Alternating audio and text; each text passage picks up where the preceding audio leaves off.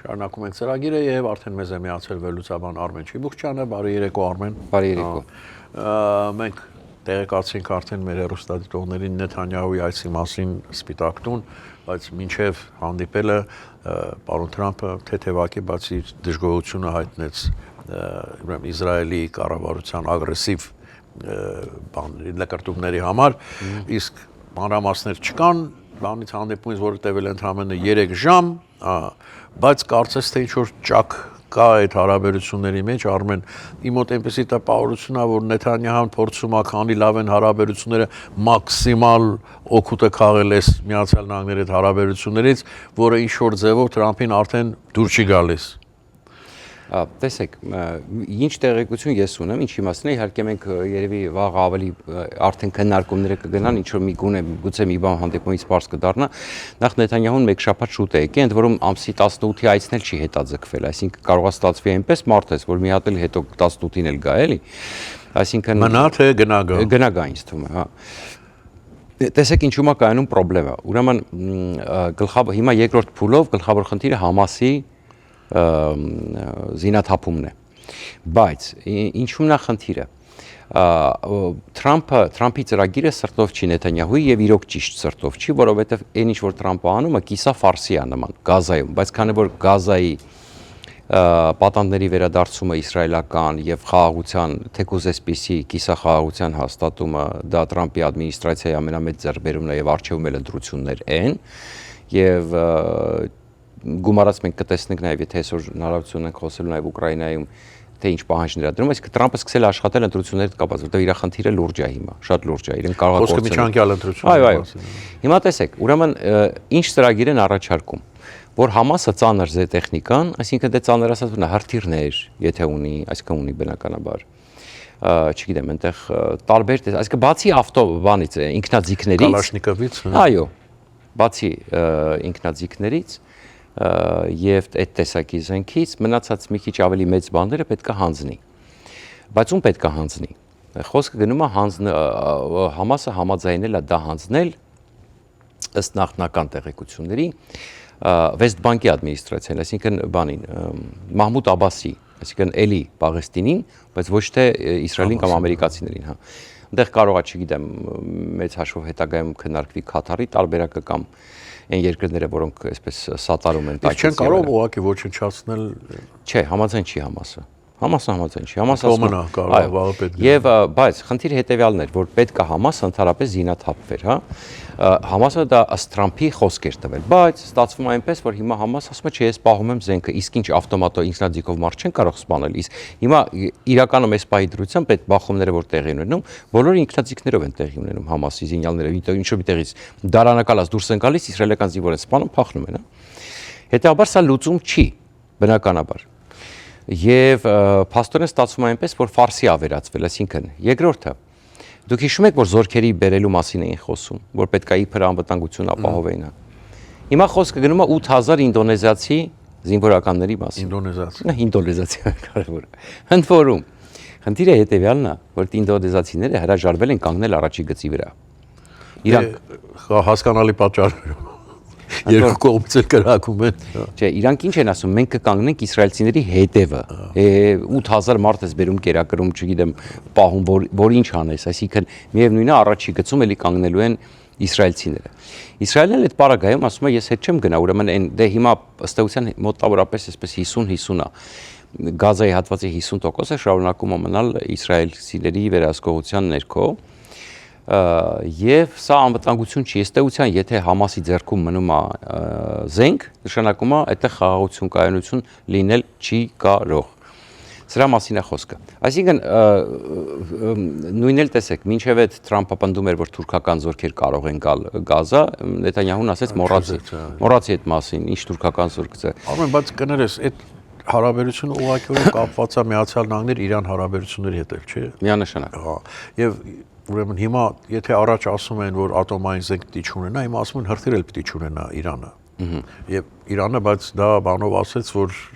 դա բացառում է, մենք այդ մասին չենք ուզում խոսել անգամ, որտեղ ես պատկետ է հրթիռել չունեցավ Իրանը, այդ ոնց որ գայլի ատամները հանես ու այդ ամբողջ լեգիոնում կմնալու է, պատկան առանց հրթիռի, առանց ոչ մի բան, քո ասած մենակ ինքնաձիգներով, հա։ Եվ կարծում եմ, որ Իրանը այդ չի համաձայնվի դրան, Թրամփն էլ այսօր ասեց, եւս մեկ արմադա եմ նավերի ուղարկում դեպի Իրան, ասեց կամ կստորագրել, կամ շատ տխուր հետևանքներ կարող են լինել։ Դեռ վտանգը կա, որ Միացյալ Նահանգները կարող է զենք օգտագործել Իրանի նկատմամբ։ Ձեր դիտարկումը շատ ճիշտ է, ուղղակի այստեղ մի նրբություն։ Խոսքը ոչ թե հրթիռ չունենալու մասին է, այլ այնտեղ կոնվենցիան կա, որին պետք է պարտադրում են Իրանը մանալ մինչև 300 կիլոմետր հեռահարության, այո, որպեսզի այսինքն չի հասնում փաստորեն ամերիկյան, Իսրայել, ամերիկյան այնտեղ ռազմաբազաներին եւ այլ այսպես շարունակ։ Տեսեք, միջուկային ծրագիրը սարսափելի վնասված է, որպեսզի Իրանը սկսվի, նախ Իրանը այդ նույն տեղը չի կարող այլևս կառուցել, որտեղ այնտեղ ավերածությունները շատ մեծ են։ Երկրորդը չմոռանանք, որ Իրանի ձեռքի տակ մնում է 400-ից տարբեր տեղեկություններով 400-ից 600 կիլոգրամ հարաստացված ուրան։ Հիմա բնականաբար հաջորդը որ կառուցեն իրանցիները արդեն հաշվի են առնելու թե ամերիկյան այդ բանկեր բոմբերը ինչ խորության վրա հարված են։ Մինչև իրենք այդ հաշվի առնեն ամերիկացիները ավելի խորը գուցե եւ ոչ, այսինքն տեսեք, ընդ որում այստեղ տեխնոլոգիաների պայքար արդեն չէ գնում։ Հիմա բնականաբար, բայց դե այն որ խոսում ենք գետնի տակ չես կարող մի կիլոմետր տակ փորես գնաս, որտեղ այդտեղ արդեն, չգիտեմ, վենտիլյացիայի խնդիր է եւ այլ հազար բան կա, չգիտեմ, ես մասնագետ չեմ, բայց պատկերացնում եմ, որ եթե դե հնարավոր է այդքան տեխնիկա տանել, այդքան խորը այո, եւ բացի դրանից էլ այսպեսի մի բան, դու եթե այդ աշխատանքները սկսես իրականացնել, ակնհայտորեն ինձ թվում է սպուտնիկներից եւ մնացած արբանյակներից կերևա, չէ՞, այդ դրամատիկ։ Այդ իրենք ներսում մարդիկ ունեն տեղեկատվություն։ Դե իսրայելական գործը Մոսադը եւ այլն, իհարկե բնականաբար։ Այո։ Հիմա այստեղ խնդիրը հետեւյալն է, որ Իսրայելը ասում է, որ տես միջուկային ծրագիրը հետ գծված է, այսինքն այնտեղ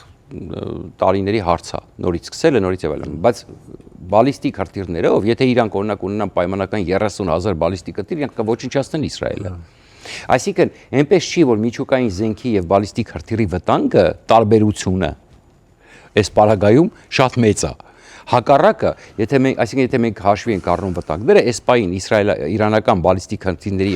արտադրության զարգացումը ավելի մեծ վտանգ է Իսրայելին եւ ամերիկյան ռազմաբազաներին։ Սա է ասում Իսրայելը, որ պետք է հարվածել։ Որտեղ ատոմային հետ ընկավ ժամանակի իմաստով։ Լավ, հիմա մեզ մոտ գովաստ կլինի կվերադառնանք ու կշարունակենք զրույցը Արմեն Չիբոկչյանին։ Armflix հարթակում անընդմեջ նորությունները կարող են զարմացնել, բայց դրանք իրականություն են։ Այսուհետ Armflix-ի օրացուցային հրապարակումներ նոր կոնտենտի վերաբերյալ միայն փետրվար ամսվա նորություններն են։ Կայսրության թևերը երրորդ եթերաշրջան նկարահանված 3 երկրում՝ Հայաստան, Ռուսաստան, Միացյալ Նահանգներ։ Վերջին վկան նկարահանված Միացյալ Նահանգներում։ Հատ ծյոծը նկարահանված Միացյալ Նահանգներում։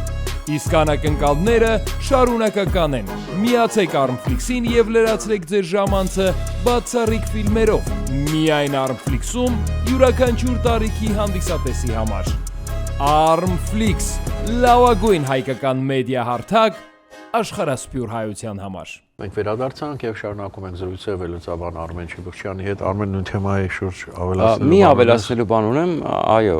դուք հարցեցիք նախ հավանականությունը հարվածի որքանով է, ես կարծում եմ դեռ շարունակում է շատ մեծ մնալ հարվածի հավանականությունը, որտեղ